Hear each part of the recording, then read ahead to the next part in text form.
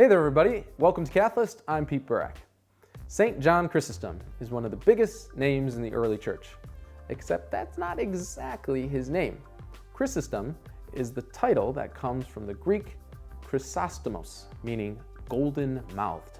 So in the official annals of the church, he's literally known by his nickname. How did he earn such a sweet title?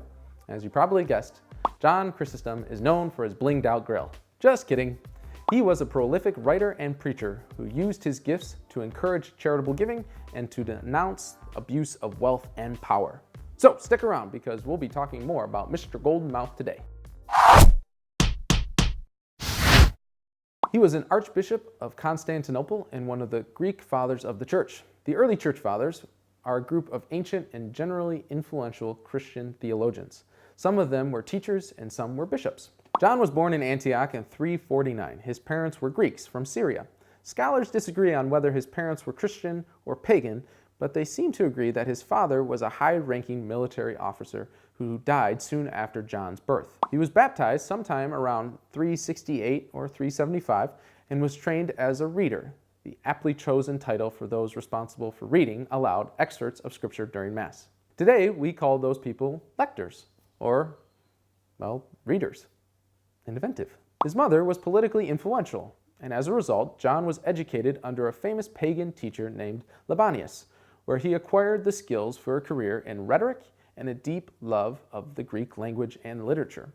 According to some Christian historians, Libanius claimed on his deathbed that John would have been his successor if the Christians had not taken him from us. After some time, he began to learn about Christianity and moved on to study theology under Diodore of Tarsus. John lived in extreme asceticism, a lifestyle characterized by abstinence from worldly pleasures. Most religious orders still practice some level of asceticism, though probably not to the extent John did. He became a hermit in 375 and spent the next 2 years standing, fasting, and barely sleeping. He spent his time memorizing the scriptures. The Bible, such as it is, had not been officially created yet. However, his stomach and his kidneys were permanently damaged, and deteriorating health forced him to return to Antioch. John gained popularity in Antioch because of his preaching. His homilies were widely circulated, direct and personal. Sometimes they lasted up to 2 hours. Whew. At this time, actually a long homily made you popular with your congregation. Can you imagine? 2 hours? To this day, he is considered by many, scholars and not, to be the greatest liturgist of all time, and his liturgy is used in Orthodox churches almost every week. Some of his most memorable insights were explanations of Bible passages and moral teaching. His cathedral became known as the Golden Church. Did you know John disliked court finery and protocol? And many courtiers disliked him? Many bishops used their positions to curry favor and live like nobility. Courtiers would often hang around John, waiting on imperial and ecclesiastical favors, but he never obliged, only offering them a modest table and encouraged them to share their wealth with the poor. Rumors were spread of gorging himself secretly on rich foods and wines, and his faithfulness as a spiritual director to the rich widow Olympia provoked much gossip, and many people tried to prove him a hypocrite where wealth and chastity were concerned. In 397, John was elevated to Archbishop of Constantinople after being nominated without his knowledge.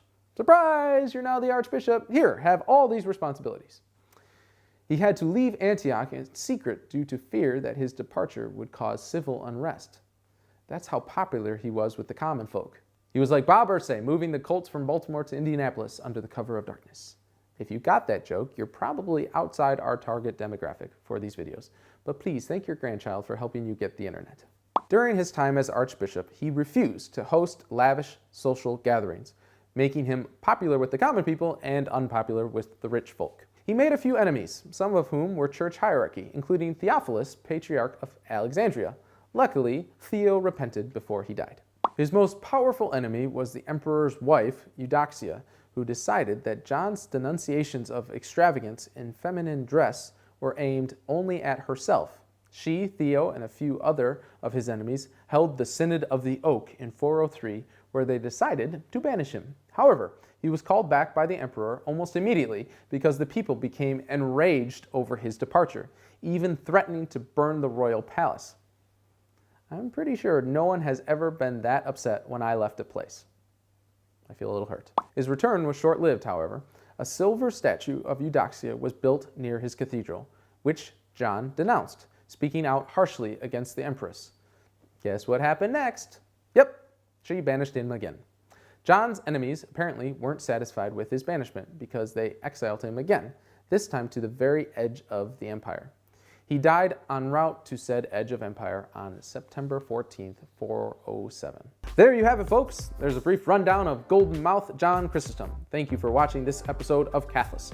Please subscribe to our channel and check out the links in the description below.